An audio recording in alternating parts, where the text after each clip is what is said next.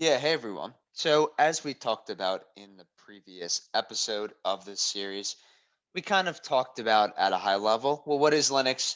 Why should we use it? And what not associated with that?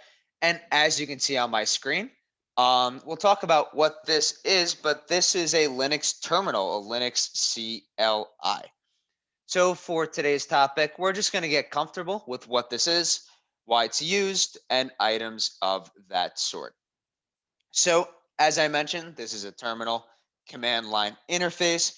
So, like any other sort of CLI, you type commands into it, and commands, think of them as instructions to the operating system to perform some sort of task, to read and output from a file.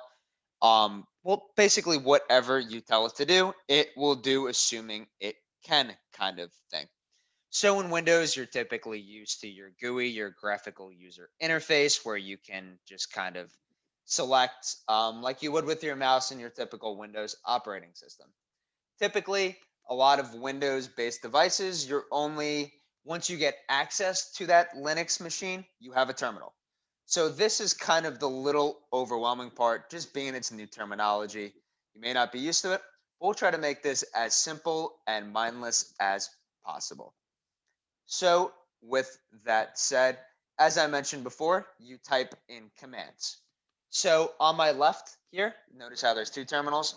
I wanted to pull up a Red Hat and an Ubuntu distribution. So, Red Hat is on my left and Ubuntu is on my right. There's different commands that we'll get into as a part of this in the future. But for now, just keep a heads up that this is Red Hat, this is Ubuntu. And just to confirm that, don't worry about the command I'm typing here. I'm just going to show you something. Red Hat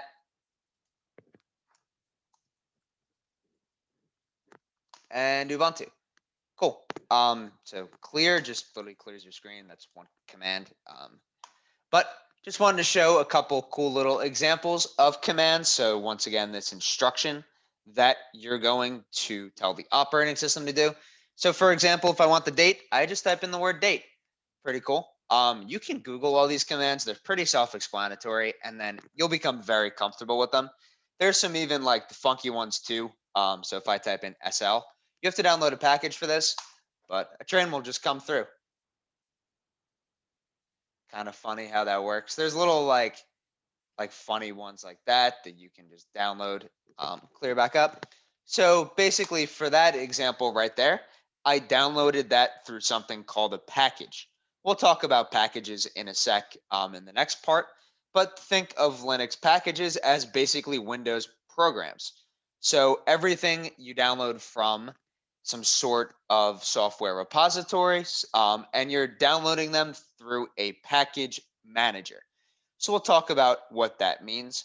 But basically, the way I ran that SL command right there, and a lot of commands that we'll be running as a part of this, is basically I called the package manager to download some sort of package from a software repository, and I just ran it. We'll talk about apt versus yum, which are the two different package managers that are available to these different operating systems in a future topic. But I just wanted to kind of show you what we're doing here. So we have our terminal, and within that terminal, you're executing commands. So these commands tell the operating system to do something, and any sort of packages that you have to download, think of them as programs. Pretty self-explanatory.